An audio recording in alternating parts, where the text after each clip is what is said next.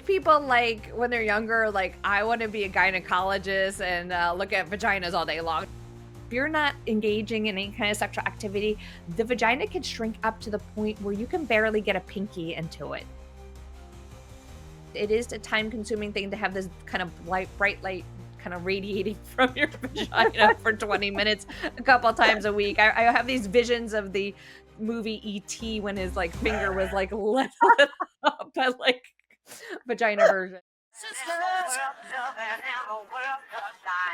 You are in America and my community don't know you, Dr. Betsy. So it would be amazing for you to tell the community, what you do for your work, the work that you've done and the work that you're doing now. Sure. I'm Dr. Betsy Greenleaf. I'm the first board certified female urogynecologist. I'm triple board certified in obstetrics and gynecology, urogynecology, and aesthetics, and working on my fourth board certification in integrative medicine.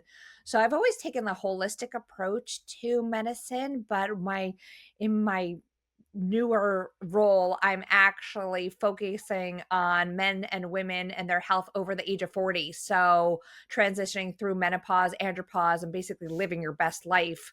Because I think, after the age of 40, traditionally, we've kind of started to give up. And I think we can be like sexy and vibrant and be living our best life each decade that we're moving forward instead of slowing down. So that's been my new kind of mission and passion.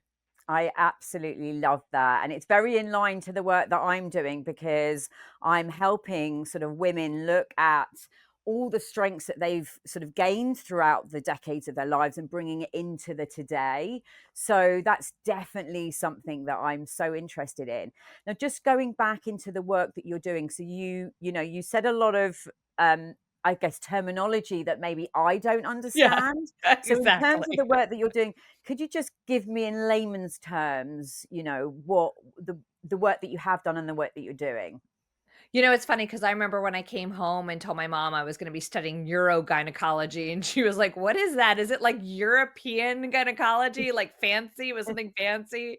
And so urogynecology is a combination of, urology and gynecology, and really more specifically is we deal with women's health from the belly button down and from the thighs up. So we're dealing with the bladder, we're dealing with the reproductive organs, we're dealing with the intestines, the muscles, the um, nerves that are in that pelvic area. And kind of a lot of people don't really think about that area until they have a problem. Or as we get older, we start having issues with maybe holding in our urine or things not working in the bedroom the way it used to. And people kind of just chalk it up as, all right, well, it's just I'm getting older and this is, you know, the way it's going to be. And there's really a lot that can be done. So in the past, I was dealing more with doing reconstructive surgery on that area because, especially women, 50% of women will develop a prolapse at some point in their lives. And that Mm. means that things are starting to droop and drop.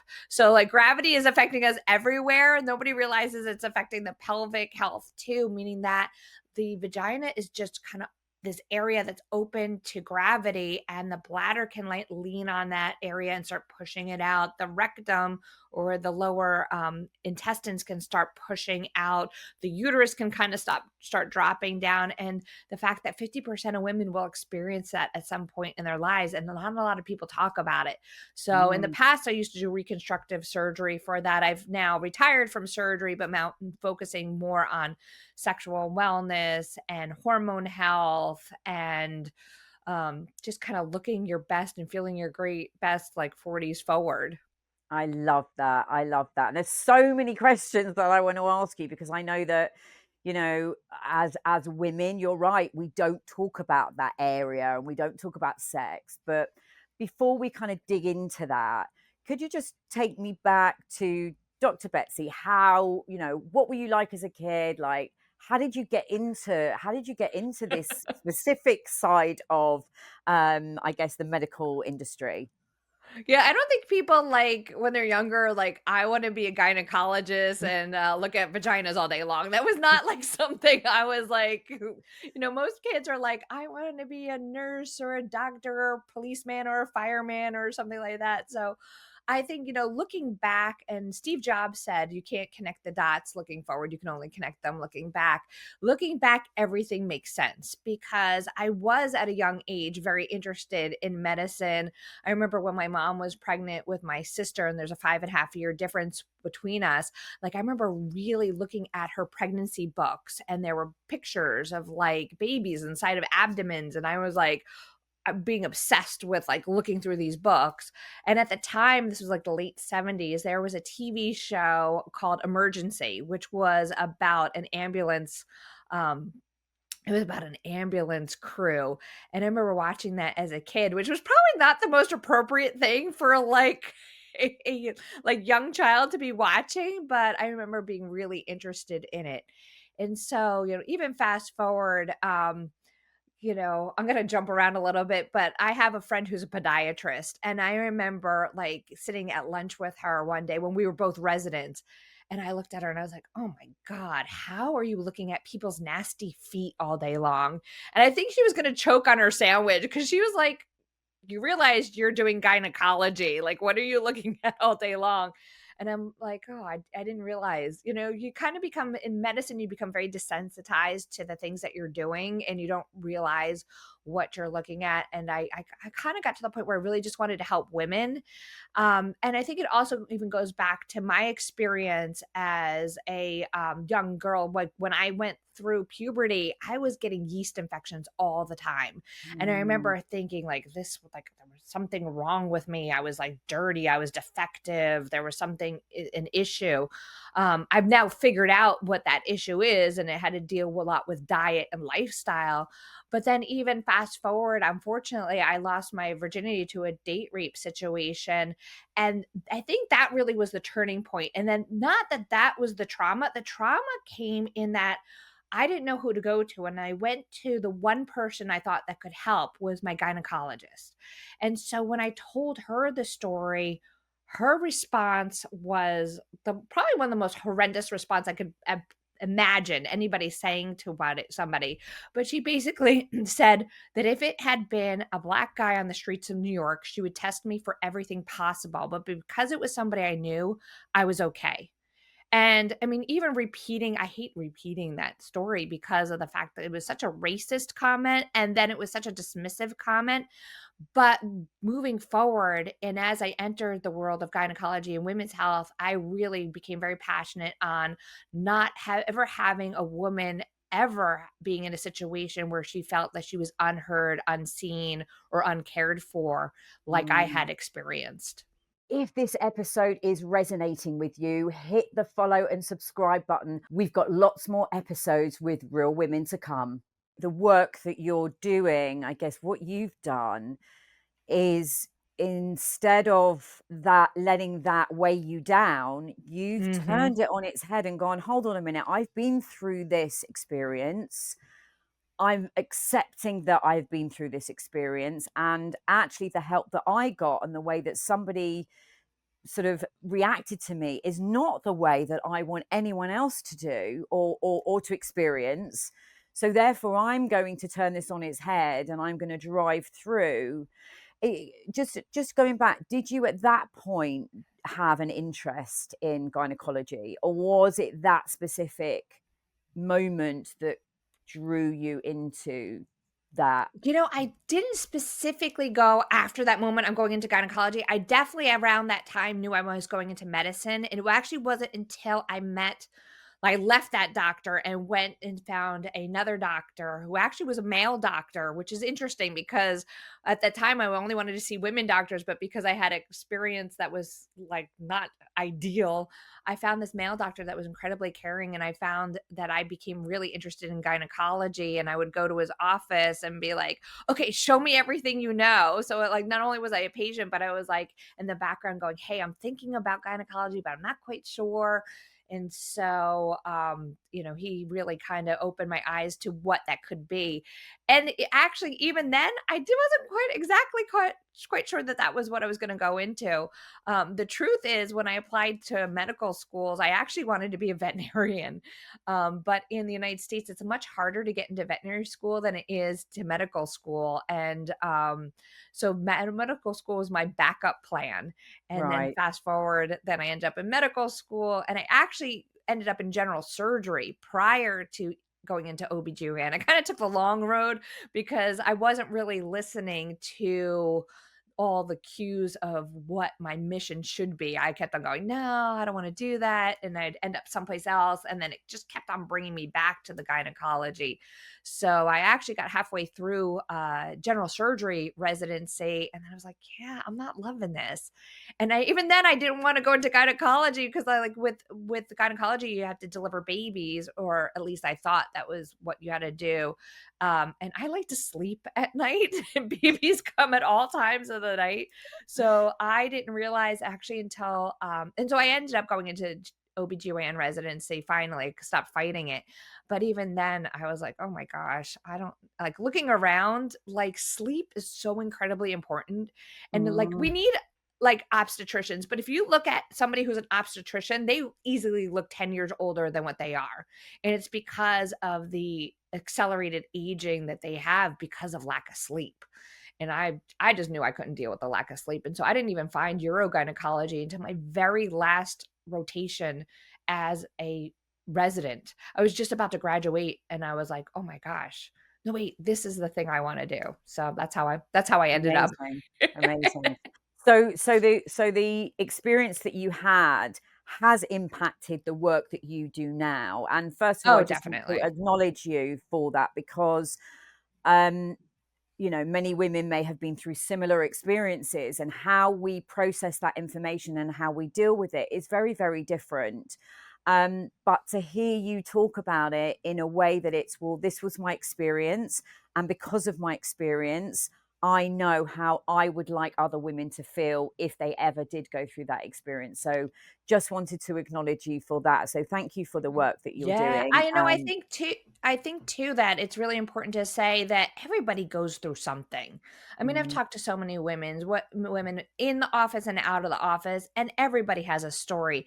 It's what you do with that story and the things that happen, because many a times you don't choose for people to treat you badly, to be rude to you, to like, do something terrible to you, but it's what you do with that information and how you move forward and how you can incorporate into that in your mission and how you view it is really what makes the difference. And unfortunately, I find in today's age, people get really stuck in their victimhood and it doesn't move them forward. It doesn't serve mm, them. yeah. So, Yeah, yeah. I'm very much there with you, and I think again that's the type of coaching that I do. It's like, how can we learn from experience, but what are the positives? What are the strengths that we can draw out of it, and what can we do to have a bit more purpose moving forward? So yeah, that's brilliant. So now I have a picture of this medical student. You now got into your urogynecology. Is that, have I said that Yeah, right? you Yeah, your got it. You got it. urogynecology. Got it. Got it. And you're now working with obviously women and understanding everything between their belly button to their thighs. Yes. And the work that you're doing now is a lot to do with sexual health. Is that Yeah. right? Yeah, Yeah. yeah. Now this, And menopause and aging and hormones. yeah. Yeah. So I have a couple of questions. First of all, sex interests me. And I think a lot of women, we don't talk about it enough. And it's Yeah. like, I would like to know, why is sex so important for women? Because my husband, and I'm gonna sort of say how it is because that's me, but he always says to me, I have to clean my pipes once a week. It's important for me to clean my pipes. So I'm like, okay, but why, and is it important for women to also have sex and have orgasms? Yeah, you know what? There are so many layers to why it's important. It's really important from a general health standpoint because partially, if we don't use it, we lose it. So especially when it comes to the vulva, the vagina, and these areas, because especially as we're entering perimenopause, menopause, and beyond, we lose blood flow to those organs. That tissue starts to shrink up. It actually can shrink if you're not engaging in any kind of sexual activity. The vagina can shrink up to the point where you can barely get a pinky into it. Now, it Mm. doesn't mean that penetrative sex is something that needs to be done, but the fact that if we can keep that area in our body functioning, whether it's for to be done with a partner or by ourselves, it's incredibly important to keep that tissue healthy, young, vital, active.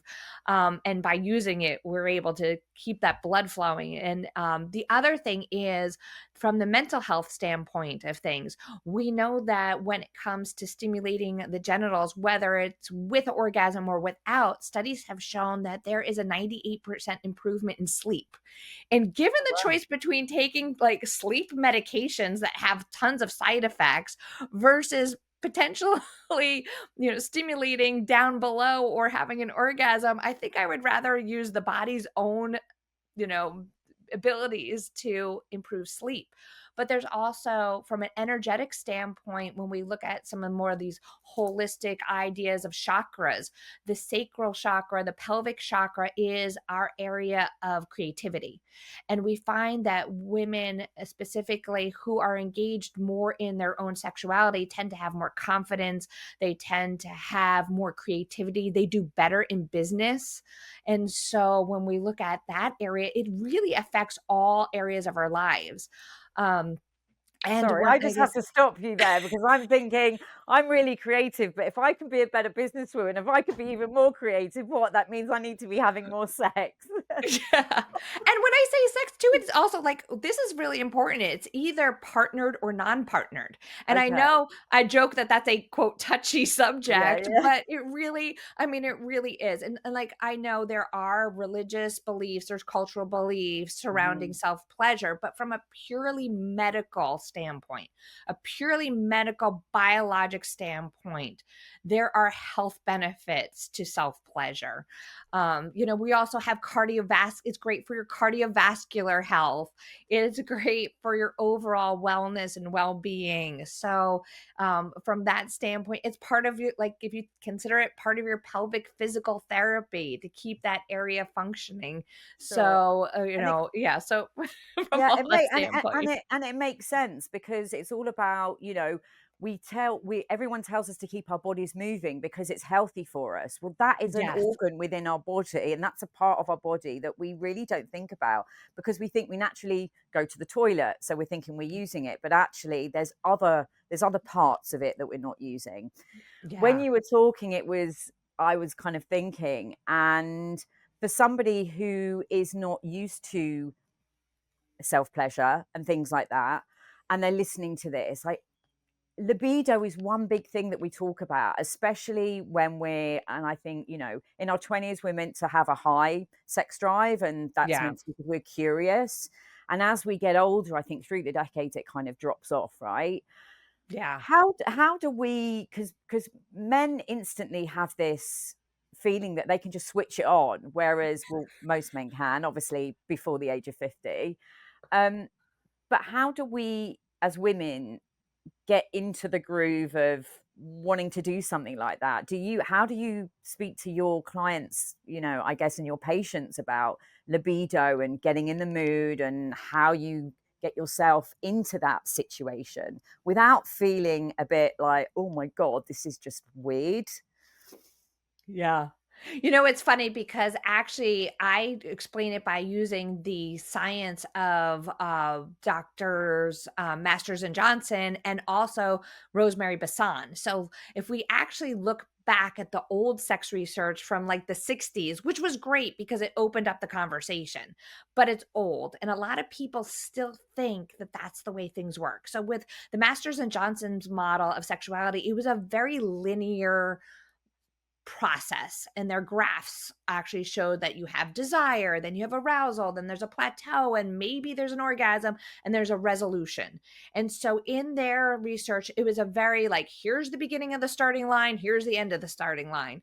And so most people I find still operate on that understanding, even if they don't realize that that's where the original explanation came from. They've heard it someplace. They think there's a start, there's a stop. And for a lot of women, as we age, the start gets a lot harder. When we're Yeah. like 18, 20, the start is a little bit faster. Also, when you're in a new relationship, the start is much faster because you're getting hit with all this dopamine, which Yeah. is produced by the brain, which kind of gives you the fireworks. It gives you that like natural high. As we get older, and the unfortunate thing is, the longer we're in relationships, those dopamine hits start becoming a little bit less. Mm. Doesn't mean that they can't still happen. And that's where I shift into showing people the Rosemary Basson research. She was a sex researcher that came up with this model probably in the 1990s. It's still not as widely known, and I'm trying to spread her information as much as possible.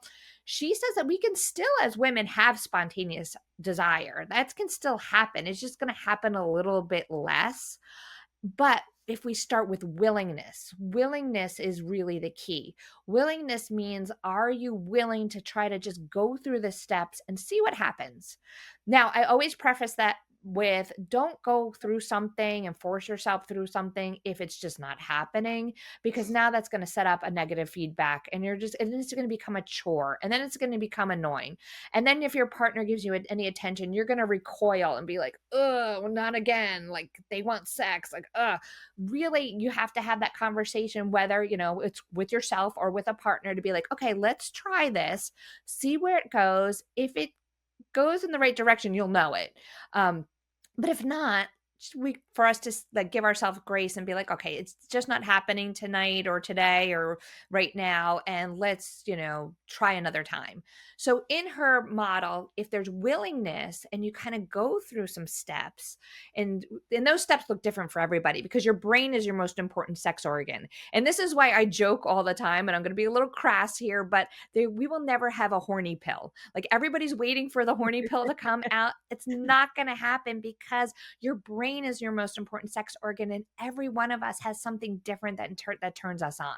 So you have to sit and discover, like, what turns your brain on.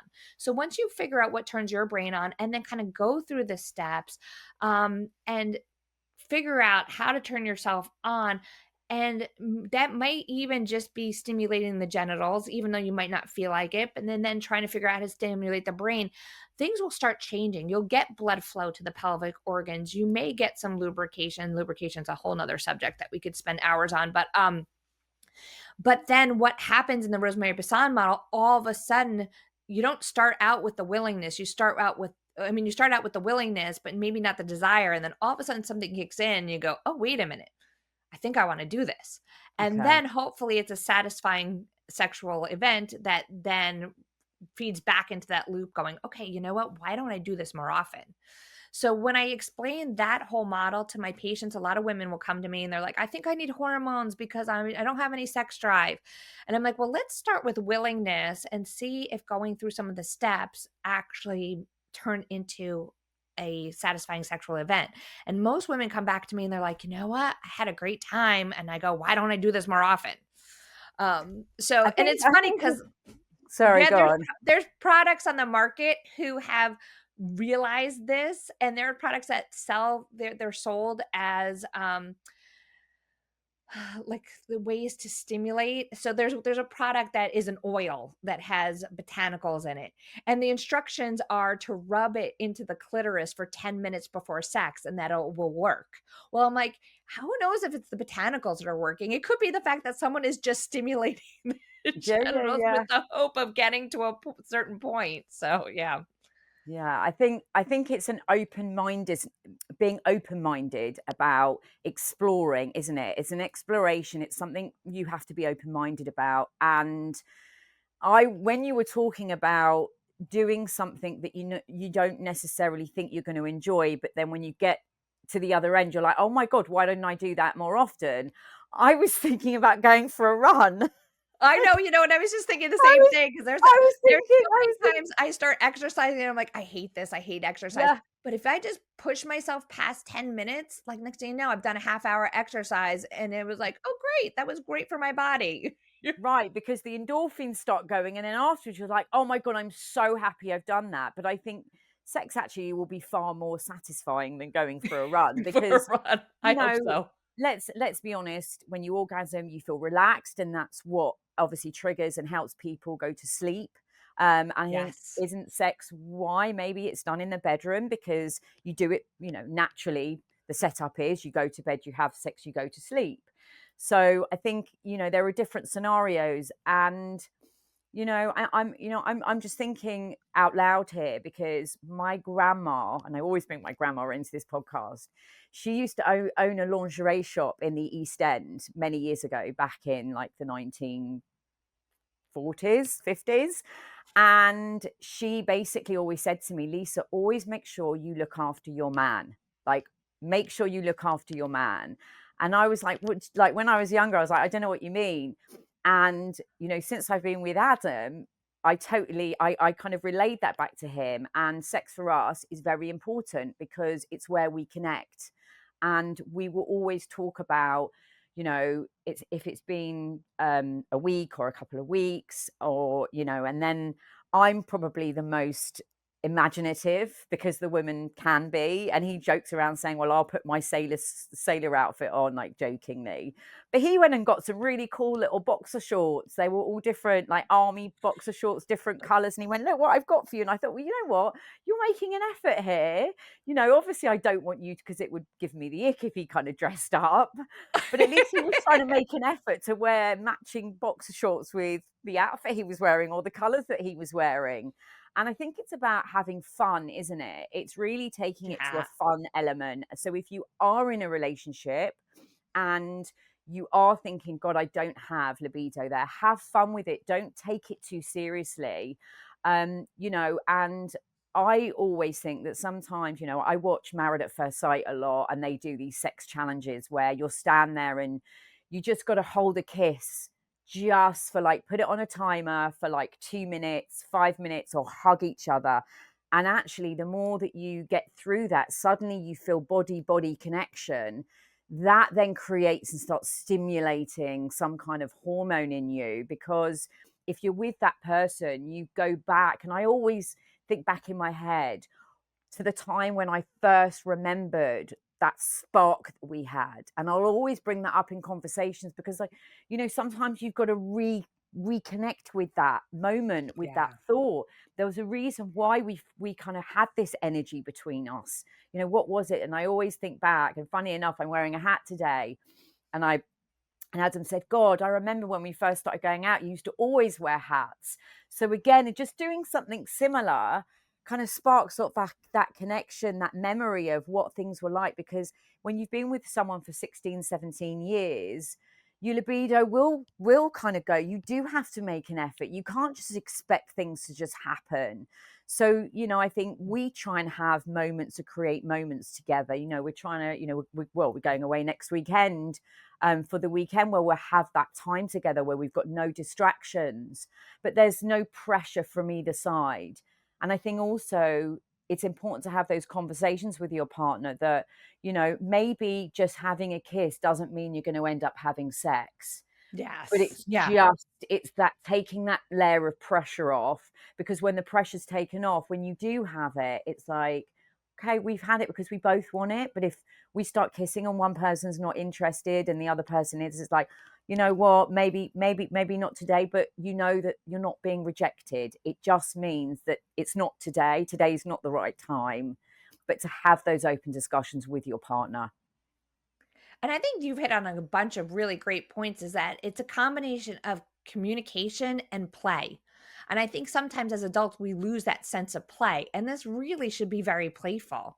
And, unfortunately, too, when you're with the same person for a long period of time, there is an actual process called habituation, meaning where you're used to that person and it takes a little bit more to kind of get excited. But this is where, like, I kind of give the example of, like, let's say vanilla ice cream is your favorite. Well, if you had vanilla ice cream every single day of your life, you'd be like, okay, I'm kind of bored of vanilla ice cream. Well, that's when you got to bring in the sprinkles and the chocolate syrup. And like, you got to just figure out what are your sprinkles and chocolate syrup, and like, why, like, what are the things that make the thing that's already good even better or more playful.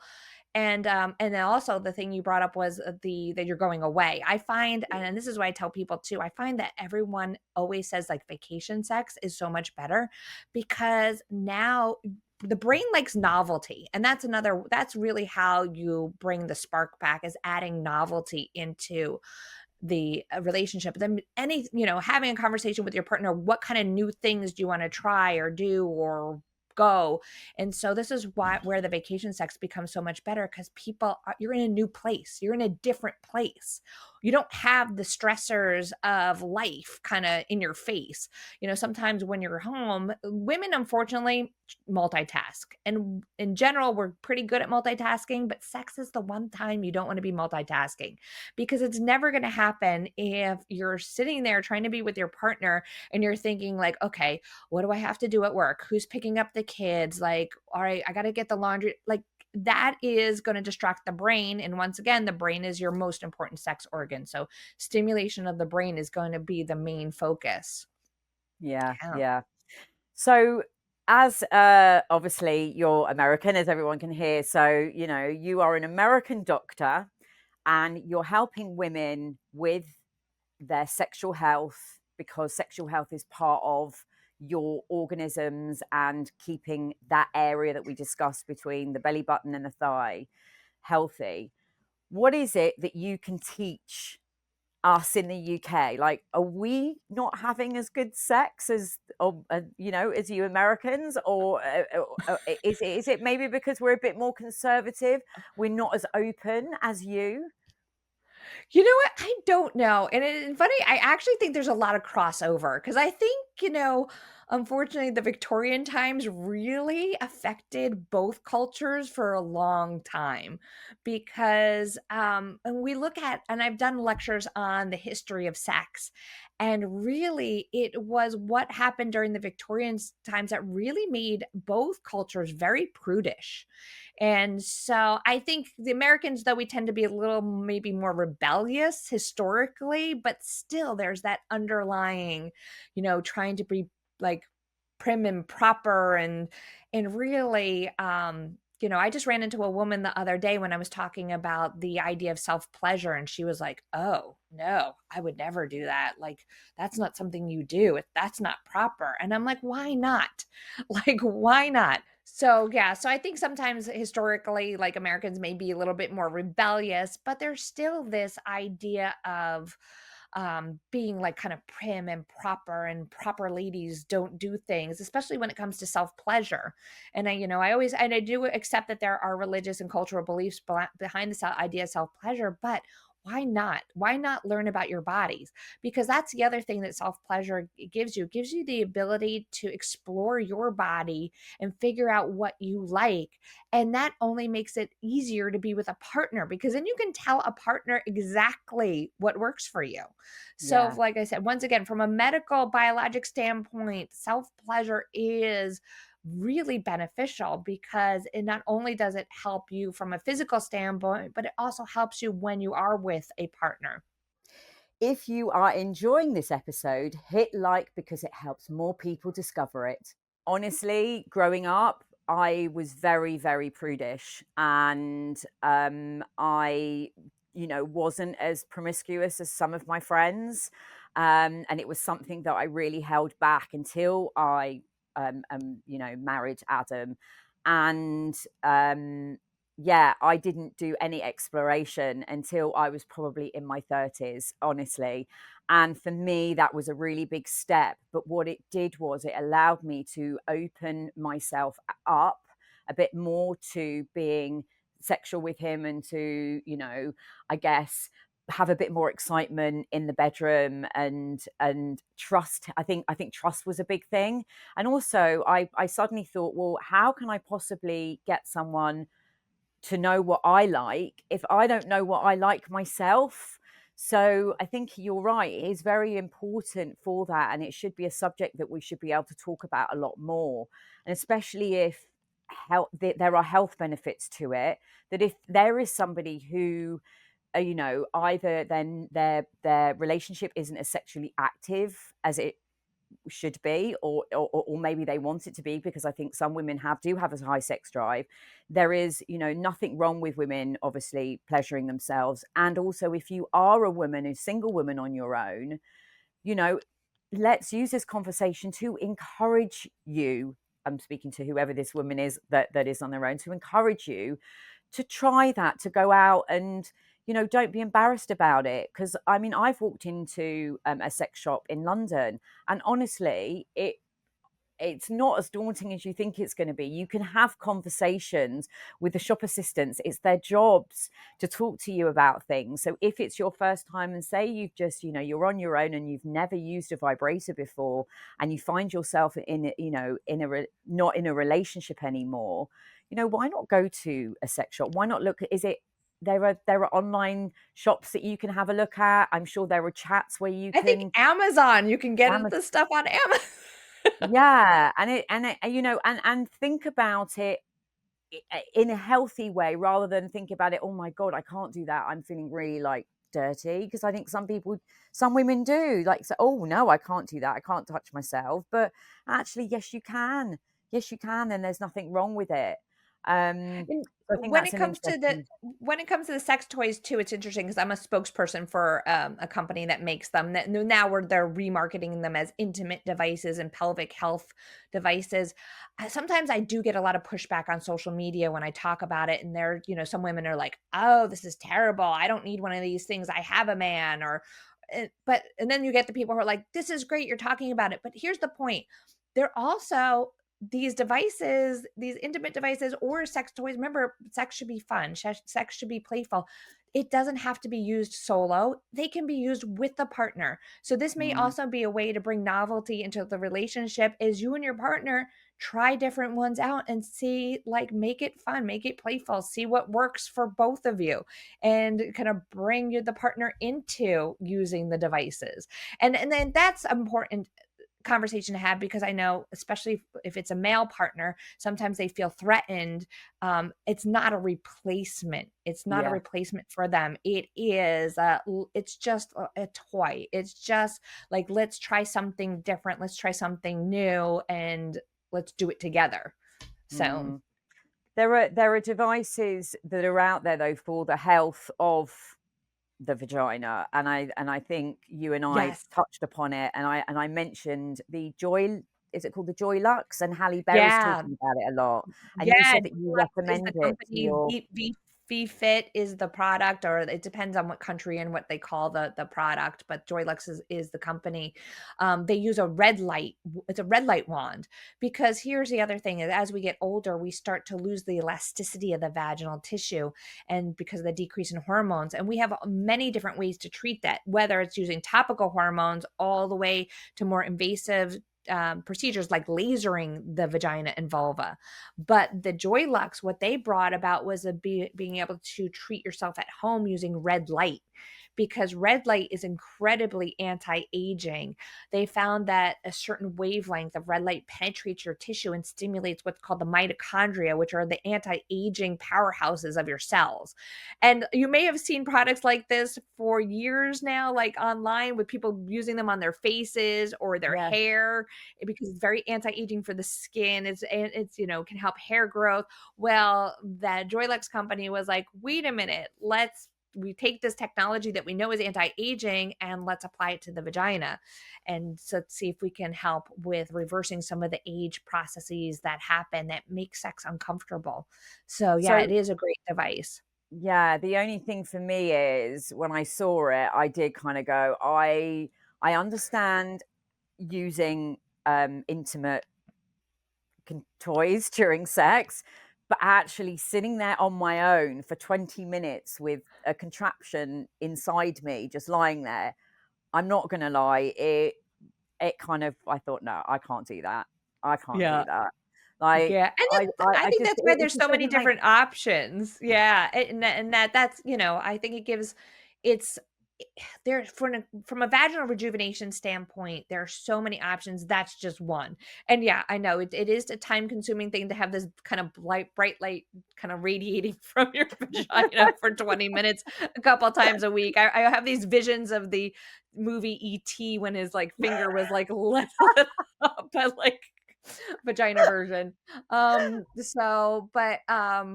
You know, and that's the other thing with any of the rejuvenation therapies, none of them work instantaneously. They all take about 3 months to work well, whether it's a prescription or a topical hormone. And there's, you know, we can apply estrogen to the vagina, we can apply DHEA, testosterone, there's different creams, all the way up to, like I said, lasers. So lasers, at least you're going in usually to a practitioner and they're lasering inside the vagina. It takes like less than 5 minutes. Not typically very uncomfortable, a little crampy maybe for 24 hours, but then that's it. And usually you do it once a month for about 3 months, and that rejuvenates the vagina for about a year.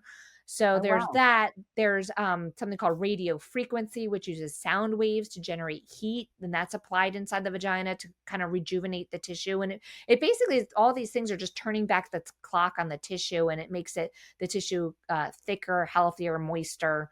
Um, so, It's and that the Joy Lux is another option. So, but there's a giant range of regenerative devices that and therapies that can be done for down below.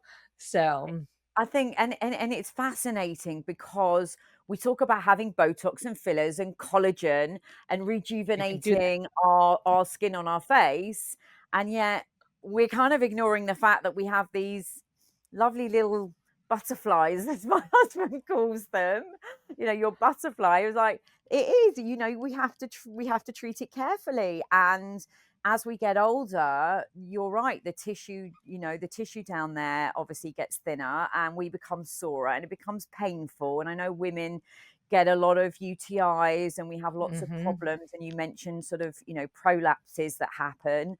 And yeah, why shouldn't we be looking after our genitals as much as we look after our skin on our face and our body? You know, there is as important to. And I think, you know, having this open conversation has reminded me that, you know, sex is pleasurable. And why shouldn't we be doing things to either pleasure ourselves or have pleasure with somebody else? Because pleasure creates connection with a partner. And pleasuring ourselves can have loads of health benefits. So I I'm really pleased that we've been having this conversation because I think it is very taboo. And I think that as a British society, we do tend to sit back and hold back and not talk about it. And I haven't really heard many podcasters talking about sex before. So, you know, I'm so pleased that you did contact me and we are having this conversation. And before we go, if there was one message that you would like to get out to our Real Women Stories community, what message would you like to leave us with? Yeah, I think the most important message is life is short. You have to enjoy every moment. Things happen, but don't let the things that happen to you define who you are. It's what you do with those things that really now change the world and make you the person that you are. And you have the power inside you to do anything. Sisters.